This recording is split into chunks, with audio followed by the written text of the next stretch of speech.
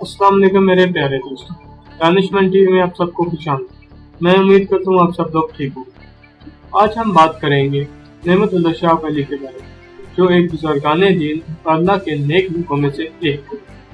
इस वीडियो में आगे बढ़ने से पहले प्लीज मेरे इस वीडियो को लाइक कर दें और मेरे चैनल को भी सब्सक्राइब कर दें। तो मेरे प्यारे दोस्तों, मजीद वक्त ज़ाया किए बगैर चलते हैं वीडियो की जानिब। अल्लाह ताला बुजुर्ग और बदतर के बरगज़ीदा बंदे जो अपनी तमाम तर जिंदगी अल्लाह ताला की बंदगी के लिए वक्त कर देते हैं, अल्लाह ताला उन्हें जब चाहे अपनी खुसूसी अनायत से वली, अब्दाल, कुतब और गौस जैसे आला रूहानी मरातब पर फायज कर देते हैं। उन्हीं औलिया इकराम में आज से तकरीबन 850 साल पहले एक मशहूर और मारूफ सूफी बाकमाल हजरत नेमतुल्लाह शाह वली गुजरे हैं। आपका असल नाम नूरुद्दीन था। आप 1330 में अलेप्पो सीरिया में पैदा हुए। आपने दुनिया में होने वाले काफी वाक़यात बयान किए हैं जो कि सच साबित हुए हैं। जैसा कि हमारे प्यारे नबी हज़रत मोहम्मद सल्लल्लाहु अलैहि वसल्लम ने फरमाया, मेरी उम्मत के बाज़ उलमा बनी इसराइल के पैगंबरों की मिसल होंगे। अल्लाह ताला अपने नेक लोगों पर जिनको वो चाहें उन पर राजी हो जाते हैं और अपने इल्म के दरवाजे उन पर खोल देते हैं और मुस्तकबिल की कुछ वाक़यात उनको दिखा देते हैं ताकि वो हम जैसे गुनहगार लोगों को बताएं और सीधे रास्ते पे वापस ले आए। हजरत नेमतुल्लाह शाह वली के कसीदे पढ़ने के बाद इंसानी अकल दंग रह जाती है कि किस तरह उन्होंने 700 साल बाद आने वाले बड़े सगीर पाको हिंद में आने वाले बादशाहों के नाम तरतीबवार लिखे हैं और उस सल्तनत के बारे में बताया है कि जिस सल्तनत का उस वक्त उस दुनिया में नामो निशान भी नहीं था। उन्होंने सिर्फ यही नहीं बताया कि कौन सा मुगल बादशाह हुकूमत करेगा, बल्कि साथ में ये भी बताया है कि कौन सा मुगल बादशाह कब तक हुकूमत करेगा और तख्त पर किस तरह बैठेगा। उन्होंने मुगल सल्तनत के ज़वाल के बारे में भी बताया है और ये भी बताया है कि किस तरह ये सल्तनत इस दुनिया के नक्शे से खत्म हो जाएगी। तो आइए मेरे दोस्तों चलते हैं हजरत नेमत शाह वली की गई कुछ पेशन गोई भी जाने। क्योंकि हजरत नेमत वली शाह ने ये पेशन गोइयाँ फारसी में की थी, तो हम उनके अशार के कुछ तर्जुमे देखेंगे। इसमें से पहला उन्होंने बाबर के बारे में किया जो कि मुगल सल्तनत का पहला बादशाह था। इसके बाद मुल्क काबिल का बादशाह बाबर दिल्ली में हिंदुस्तान का वली जाहिर होगा। तो इससे साफ जाहिर होता है कि हजरत नेमतुल्लाह शाह वली ने जिस बादशाह के बारे में जिक्र किया वो बाबर था, लेकिन उन्होंने इस शेर में जो उन्होंने लिखा वो तकरीबन 750 साल पहले लिखा था। ये किसी की अक्ल में भी नहीं आ सकता कि एक शख्स अल्लाह की मर्जी के बगैर ये सब कुछ बता सकता है।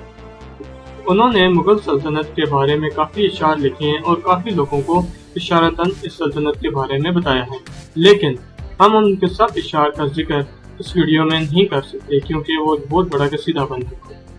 हम उनके एक और इशार का तर्जुमा सामने लिखते हैं, जब वो दारुल बका की तरफ सफर करेगा तो उसके बाद शाहजहां जो उसका बेटा होगा तख्त नशीन होगा। ये हम देख सकते हैं कि उन्होंने मुगल सल्तनत के मुख्तलिफ बादशाहों के बारे में बताया कि वो किस तरह तख्त पर बैठेंगे। इसके बाद उनके कसीदों में गुरु नानक के बारे में भी जिक्र आया है। मुल्क पंजाब के दरमियानी हिस्से में उसकी बड़ी शोहरत होगी, सिख कौम उसकी मुरीद होगी और वो इनके पीर के तौर पर जाहिर होगा। इससे साबित होता है कि गुरु नानक जो कि 1441 में पैदा हुए ये उनकी तरफ इशारा था और उन्होंने इस कौम के बारे में पहले ही से बता दिया था कि जो अभी तक इस दुनिया में थी ही नहीं। इसके बाद उन्होंने ये भी बताया कि ईसाई किस तरह हिंदुस्तान में दाखिल होंगे और उनके बारे में ये भी बताया कि वो कब तक हिंदुस्तान पर हुकूमत करेंगे। उनके एक शेर का तर्जुमा यूं है, इसके बाद ईसाई तमाम मुल्क हिंदुस्तान पर कब्जा कर लेंगे, 100 साल तक उनका हुक्म हिंदुस्तान पर चलता रहेगा। इस बात से साफ जाहिर होता है कि जब अंग्रेजों ने हिंदुस्तान पर कब्जा किया तो उनकी हुकूमत सिर्फ 100 साल तक रही, जो कि हजरत नेमतुल्लाह शाह वली ने बताई थी। इसके बाद हजरत नेमतुल्लाह शाह वली लिखते हैं कि मुसलमान पर अपने मुल्क की जमीन तंग हो जाएगी और तबाही और बर्बादी उनकी तकदीर में जाहिर है। इसमें कोई शक नहीं कि जब हिंदुस्तान पर अंग्रेजों का कब्जा हो गया तो मुसलमानों पर तरह तरह के जुल्म और सितम हुए।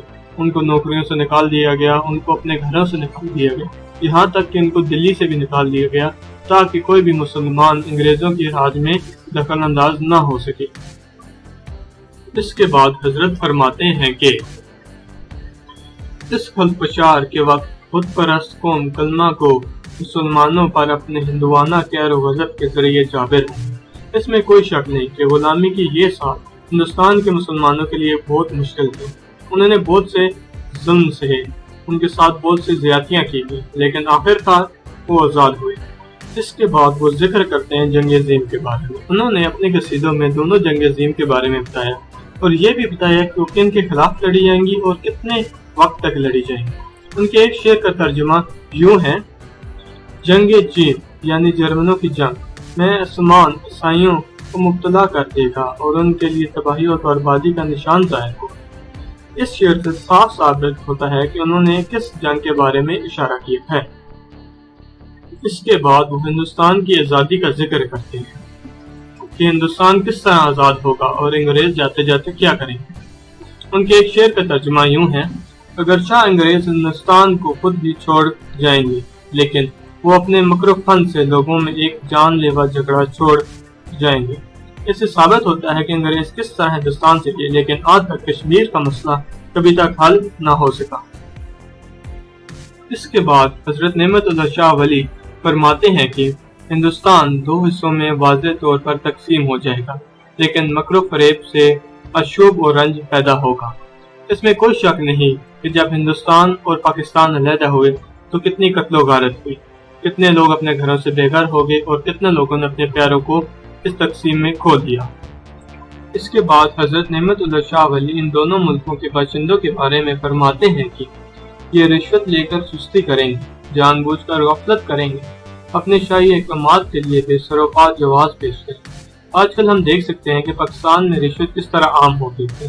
ہر طرف ہر روز اخبار میں نئے رشوت کے کیسز سامنے آتے ہیں، کرپشن کے کیسز سامنے آتے ہیں۔